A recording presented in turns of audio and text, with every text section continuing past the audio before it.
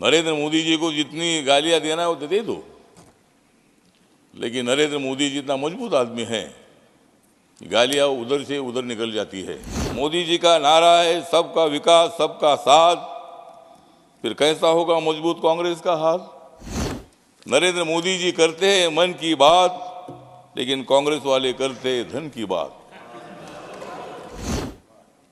मोदी जी की तरफ है सारे दुनिया का ध्यान, लेकिन 2024 के चुनाव में इंडिया आघाड़ी पर जनता लगाएगी बैन। नीतीश कुमार जी ने दे दिया है इंडिया आघाड़ी को धक्का, और हमारा 2024 में 400 पार होने का मिशन हमारा हो गया है पक्का।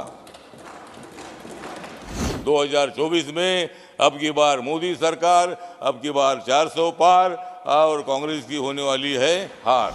सभापति महोदय, राष्ट्रपति के अभिभाषण पर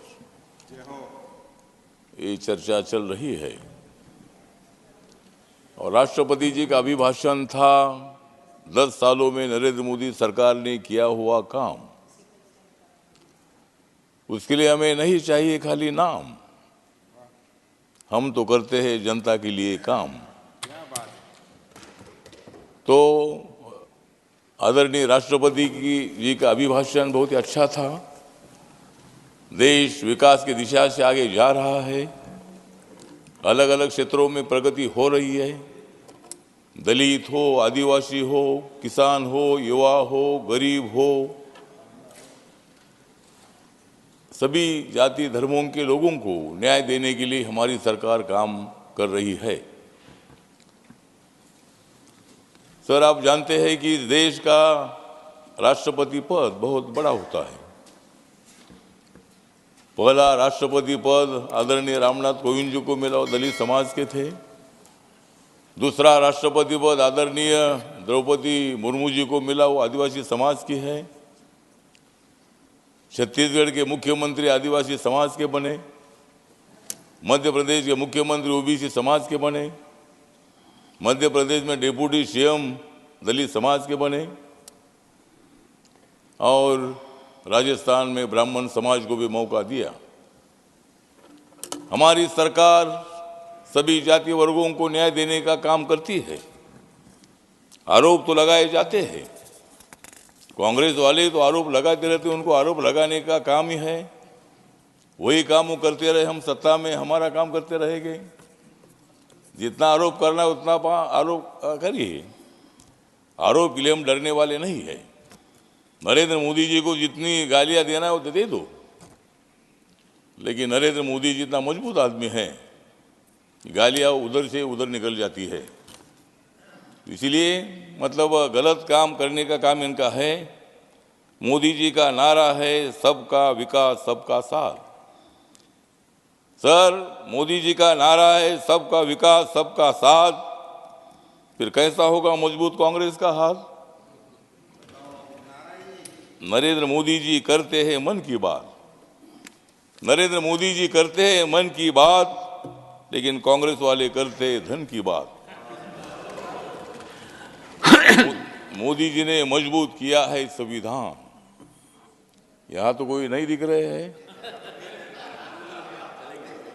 तो मोदी जी ने मजबूत किया है संविधान, इसलिए देश की बढ़ रही है शान।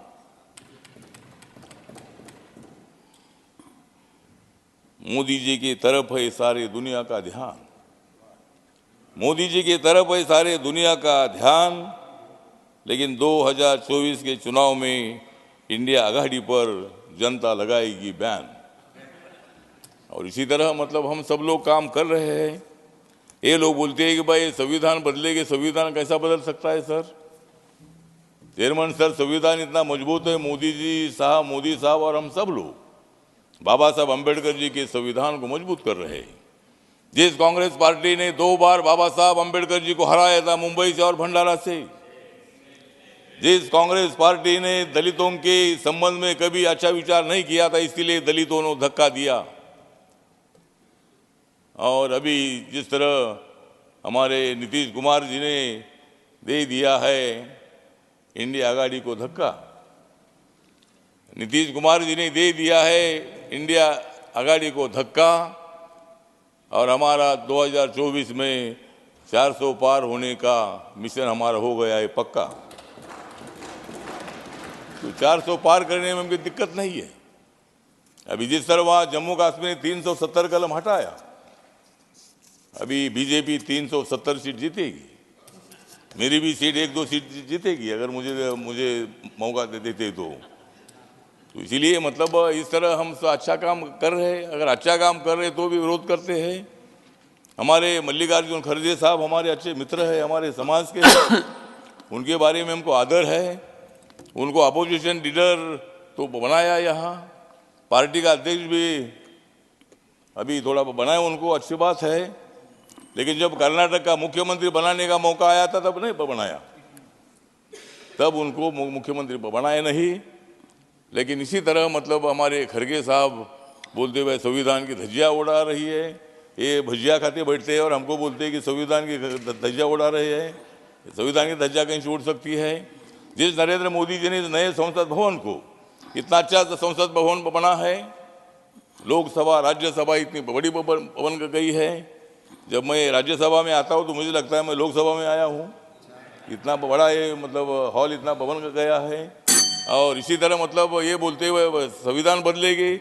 जिस माननीय नरेंद्र मोदी जी ने इस नए संसद भवन को संविधान सदन नाम दे दिया है, जिस नरेंद्र मोदी जी ने 26 नवंबर 1949 को बाबा साहब अम्बेडकर जी ने संविधान का ड्राफ्ट जो है ये ड्राफ्ट दिया था डॉक्टर राजेंद्र प्रसाद पंडित जवाहरलाल नेहरू जी को, और हम जानते हैं कि संविधान में सबका योगदान है।